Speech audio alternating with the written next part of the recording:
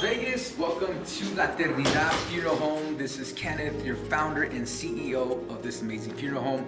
And it's also National Mortuary Day. So we're thanking everybody, every funeral director, embalmer, funeral arranger, and so on and so forth. Thank you for your service and what you guys do for this community.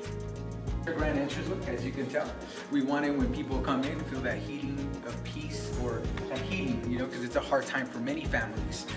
We have our beautiful marketing wall. So usually in the funeral industry, what happens a lot is that people take photos sometimes in caskets or areas that's kind of awkward. So we tend to tell our families, take a photo here and we'll edit whatever we have to edit, as in a logo or something to that magnitude. But this is our photo wall, if you like to call it.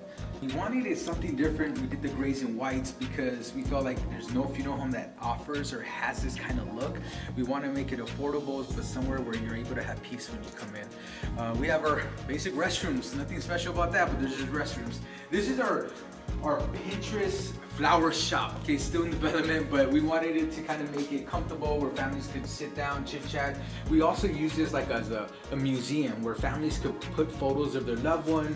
They could, we could turn this into just whoever their loved one is. We could put all their photos, their memorabilia, stuff like that. So this could be our little museum type of wall here.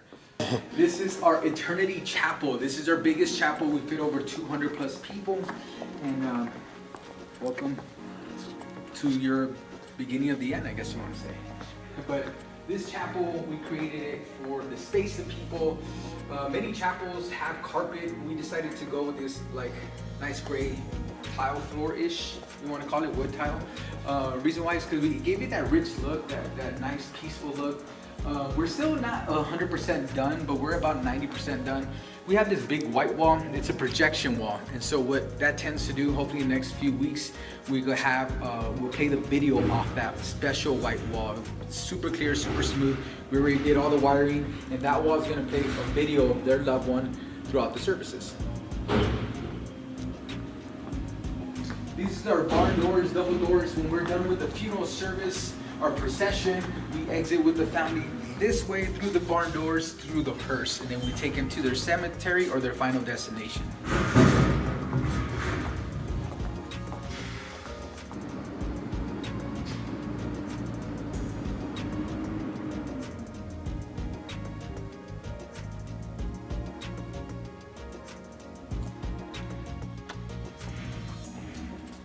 Here we're going to introduce you to our lounge area. Okay, so our lounge area is where families tend to have their catering, their food, their appetizers when they're having a service. We kind of made it very homey, very inviting, very warm, welcoming, kind of like what you will see at home. Also, we're the only funeral home in Las Vegas, Nevada with the kids room. It's a little bit dinged up, but that's what we expect. So our kids room, we have this white wall. It's a chalk wall. All the kids are able to write on the chalk wall. There's some Paw Patrols. We also have a channel here where we play Disney movies for the kids, but we are the first in Las Vegas, Nevada with a kids room because there's a lot of families that bring their kids. Now we're off to our second chapel, which is also considered our reception area, but depending on the size of the family, we use it for both things. So it's more for an intimate family, fits about 100 people, and we're gonna check this out. So we have our Serenity Chapel, okay? So you gotta understand, this building took us about 1.5 years to build. From the 1.5 years, there were so many hiccups, give or take, but you know, I'm proud of what we worked on and the vision we had, you know? So come check this out. This is our Serenity Chapel, more intimate for about maybe 100 family members. We do have your loved one, place your loved one right through there, through the chapel center, and then through the processing doors. And also we could, that's where we do our procession with the hearse as well. We also have our Serenity, Tranquility room, sorry. This is more for families when we do an ID view, or if we have like pastors or ministers or priests will come in and they'll kind of sit down and talk to the family at their hardest time. You know, you got to understand, in the funeral industry, we see it all. There's families that lost loved ones unexpectedly, tragically, or self-inflicted wounds. So we have to be very compassionate, understanding that they're going through a lot. But this is our tranquility room where families could just take a moment, breathe a little bit, and then go through this process and journey that nobody wants to go through. Anyways, this is our conference rooms, offices, families. When we meet with families, we have appointments, we come over here. We have these double doors to keep the privacy. So if, in case we're having a service, there's not the disturbance of the noise or anybody that's coming in through here. This is one of our comfort rooms. Kind of tend to have something comfortable for the families. We'll explain to them their options. We'll explain to them the process and what is needed, and then asking, what is their desire for the loved one? Either if it's a burial, cremation, shipping out a loved one to another country. We do it all, and so there's nothing that we don't have experience in, and this is where we sit with our families.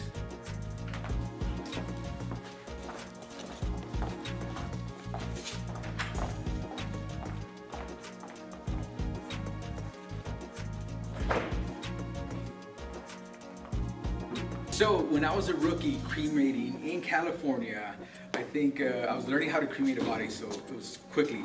It was a 500-pound person, had a cremate body. When you cremate a bigger person, you have to go head first. You never go feet first. I made that mistake back then when I was in my 18, 19 years old, where I put feet first instead of head first. And then what happened is I saw the repercussions of that. It was getting cremated, but the fire, you have to control the fire temperature. It has to be at 1500 degrees or so. But this went into 2000. I was like, Dad, what's going on? Kenneth, you got to turn off the machine, turn it on, turn it off. I had to control the fire, but that was my first experience where I'm just like freaked out. It was smoking inside. I was like, what am I gonna do?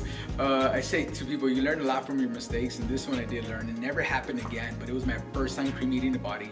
It was the biggest one, and when you have cremate the biggest person, you put them first, you never put them last, and I did this last, so the machine is hot, it's heating up, and so therefore I was like, whoa, and my dad educating me on that, but I had to learn through that experience. It was not the best experience, the smell was horrible, and I was just like, oh man, I had to touch some stuff that I didn't want to touch, but it was part of the work, to be honest. But that was my experience touching the body for the first time in that sense for cremating.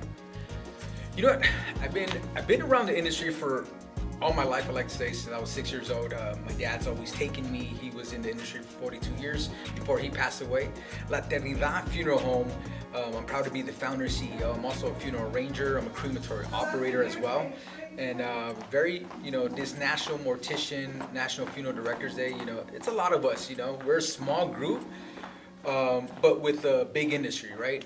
And I tell people, like, it's special to do this type of work. Not everybody could do it, or not everybody's strong to do it because of the things you face every day. You have to be strong mentally, emotionally, and also sometimes physically when you're carrying their loved ones to transitions or stages of either shipping them out to a different country, to putting them in a casket, or to doing their funeral service. So my dad, let me tell you, so he's taken me when I was a kid. I was frightened.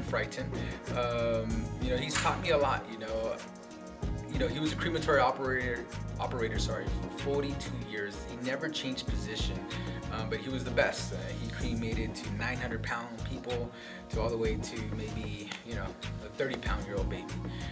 But he taught me the compassion that this business is not transactional, but it's more relationships. So when I sit down with families, I tell them, like, I want to get to know the backstory of who your loved one is or was, and what do you remember of them? Like them laughing, them joking around, them feeling a certain way, like what do you remember dad, mom, sister, brother, primo, cousin, like what do they remember?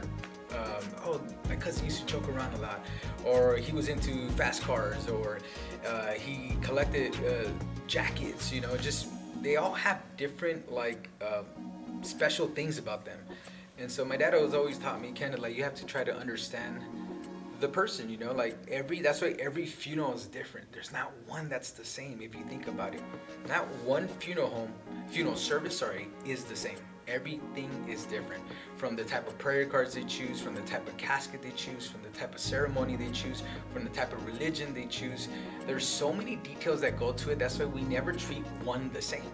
And that's why we'll have packages, but at the end of the day, it's how the family wants to display their loved one and want to show their loved one. So they want to celebrate, have a party, have a fiesta, have a DJ, have mariachi, have a banda, whatever, then we do it, you know? And so that's what I care a lot about these people. I would give my own coat, my own blazer to kind of say, hey, you know, whatever we could do to help you at this moment, we're there. And if we can, I give them options. I give them options where and how they could do things. But for the most part, we take care of everything from start to finish. A lot of them are like speechless. They're like, wait, is this the funeral home, or is this actually, like, is this a spa? You know, is this something like they feel peace in a sense of healing? One of the things when I was building this funeral home, I said to myself, I want to be different. I'm about to be 37. I want to do something different in the industry. I want to kind of, you know, it's been tradition to do it certain ways for hundreds of years, and I kind of want to be that owner that, hey, I don't need to look like a funeral director, funeral arranger, or embalmer. I don't need to have that appearance. It's like I kind of tell people, it's that pastors, those cool hip pastors are out there, that they're not suited in a tie. So I wanted to pop out and be different. Being Latino and being very few Latinos are owners of a funeral home. Like, the percentage is super low. It's more run by corporate or the American community.